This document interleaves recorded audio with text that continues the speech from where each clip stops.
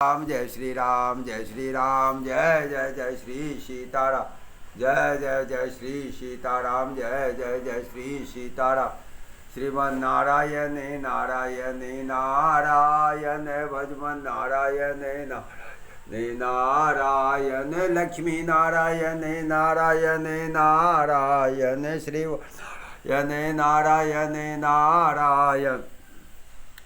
फागुन मास के शुक्ल पक्ष की एकादशी को आमल की एकादशी कहते हैं। यह एकादशी 10 मार्च को है, दिन सोमवार दिन 10 मार्च को एकादशी है। इस एकादशी को आमल की एकादशी कहते हैं। इसकी कथा इस प्रकार से है। मानधाता बोले, हे वशिष्ठ जी, यदि आप मुझ पर कृपा करें, किसी ऐसे व्रत की कथा कहिए जिससे मेरा कल्याण हो। महर्षि वशिष्ठ बोले, हे राजन, सब व्रतों से उत्तम और अंत में मोक्ष देने वाली आमल की एकादशी के व्रत का मैं वर्णन करता हूँ। यह एकादशी फागुन मास के शुक्ल पक्ष में होती है। इस व्रत के करने से समस्त पाप नष्ट हो जाते हैं। इस व्रत का फल 1000 गौदान के बराबर होता है।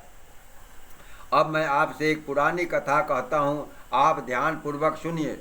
एक वैदिश नाम का नगर था। उसमें ब्राह्मण, क्षत्रिय, वैश्य और शूद्र चारों वर्ण आनंद सहित रहते थे। उस नगर में सदैव वेद ध्वनि गूंजा करती थी।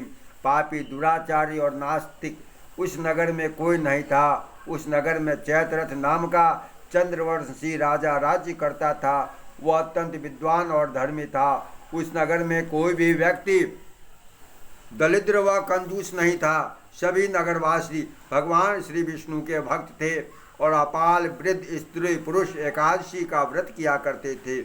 एक समय फागुन मास के शुक्ल पक्ष की आमल की एकादशी आई। उस दिन राजा, प्रजा, बाल, वृद्ध सबने खुशी पूर्वक व्रत किया। राजा अपनी प्रजा के साथ मंदिर में जाकर पूर्ण कुंभ स्थापित करके धूप, दीप, नैवेद्य, पंचरत्न आदि से आंवले का पूजन करने लगे और इस प्रकार स्तुति करने लगे, हे धात्री, तुम ब्रह्म स्वरूप हो, तुम ब्रह्मा जी द्वारा उत्पन्न हुई हो तथा समस्त पापों का नाश करने वाली हो। तुमको मेरा नमस्कार है। अब तुम मेरा अर्घ्य स्वीकार करो।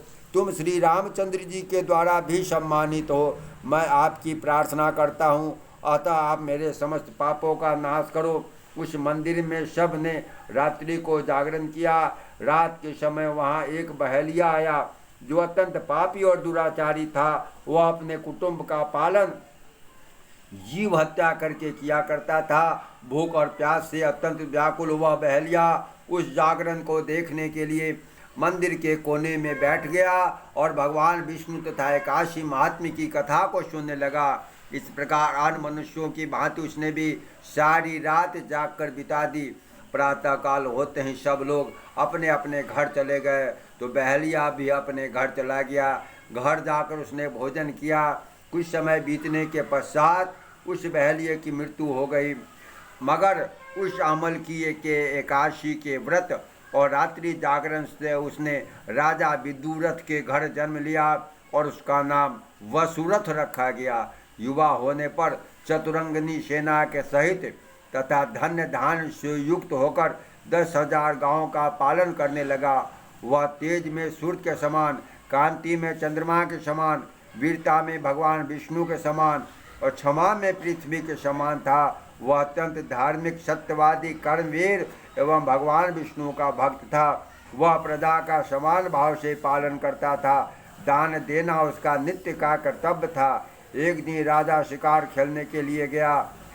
योग से वह मार्ग भूल गया और दिशा ज्ञान न रहने के कारण उसी वन में एक वृक्ष के नीचे सो गया। थोड़ी देर बाद पहाड़ी मलेच्छ वहाँ पर आ गए और राजा को अकेला देखकर मारो मारो शब्द कहते हुए राजा की ओर दौड़े। मलेच्छ कहने लगा, उसी दुष्ट राजा ने हमारे माता, पिता, पुत्र, पौत्र आदि अनेक संबंधियों को मारा है तथा देश से निकाल दिया है, अतः इसको अवश्य मारना चाहिए। ऐसा कहकर वह मलेच्छ उस राजा को मारने दौड़े और अनेक प्रकार के अस्त्र शस्त्र उसके ऊपर फेंके। वह सब अस्त्र शस्त्र राजा के शरीर पर गिरते ही नष्ट हो जाते और उनका वार पुष्प के समान प्रतीत होता। अब उन मलेच्छों के अस्त्र शस्त्र उल्टा उन्हीं पर प्रहार करने लगे। जिससे वे मूर्छित होकर गिरने लगे। उसी समय राजा के शरीर से एक दिव्य स्त्री उत्पन्न हुई। वह स्त्री अत्यंत सुंदर होते हुए भी उसकी भ्रिकुटी टेढ़ी थी। उसकी आंखों से लाल लाल अग्नि निकल रही थी, जिससे वह दूसरे काल के समान प्रतीत होती थी। वह स्त्री मलेच्छों को मारने दौड़ी और थोड़े ही देर में उसने सब मलेच्छों को मार करके काल के गाल में पहुंचा दिया। जब राजा सोकर उठा तो उसने मलेच्छों को मरा हुआ देखकर कहा, इन शत्रुओं को किसने मारा है? उस वन में मेरा कौन हितैषी रहता है? ऐसा विचार कर ही रहा था कि आकाशवाणी, हे राजन, इस संसार में भगवान विष्णु के अतिरिक्त कौन तेरी सहायता कर सकता है? इस आकाशवाणी को सुनकर राजा अपने राज्य में आ गया और सुखपूर्वक राज्य करने लगा। महर्षि वशिष्ठ जी बोले, हे राजन, यह आमल की एकादशी के व्रत का प्रभाव है। जो मनुष्य से आमल की एकादशी का व्रत करते हैं वे प्रत्येक कार्य में सफल होते हैं और अंत में भगवान विष्णु के लोक को जाते हैं।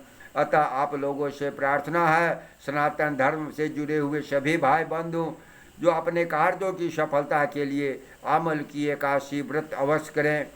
और व्रत अगर आपसे हो या न हो, एकादशी का व्रत अवश्य करना चाहिए। सभी संसार के जितने भी व्रत हैं, सभी व्रतों में अगर कोई श्रेष्ठ है तो वह एकादशी है। अगर आप व्रत करना चाहते हैं तो मास के प्रत्येक माह के 2 एकादशी का व्रत अवश्य कीजिए। भगवान श्री राम जी के जन्म की रामनवमी व्रत कीजिए, भगवान श्री कृष्ण जी के जन्म की जन्माष्टमी व्रत और भगवान शिव विवाह का या शिव प्रकट उत्सव के समय का शिवरात्रि अवश्य कीजिए। इतने व्रत अगर आप कर रहे हैं तो बाकी जितने भी व्रत हैं सभी व्रतों के करने का पुण्य आपको प्राप्त होता है। प्रेम से बोलिए एकादशी महात्म्य की जय। जय जय जय श्री सीताराम। जितने भी व्रत करने वाले भाई बंधु हैं, इस कथा को अगर सुन रहे हैं, कथा को सुनने के बाद इस कथा सुनने की जो दक्षिणा है, आप जिन ब्राह्मण को भी भोजन करा रहे हों या अनाज समर्पित कर रहे हों, उन्हें कथा का दक्षिणा अलग से समर्पित कर देंगे।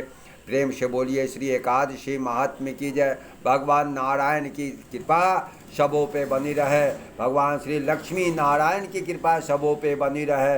प्रेम से बोलिए श्री राजा रामचंद्र महाराज की जय, श्री राधा कृष्ण की जय। जय जय जय श्री सीता।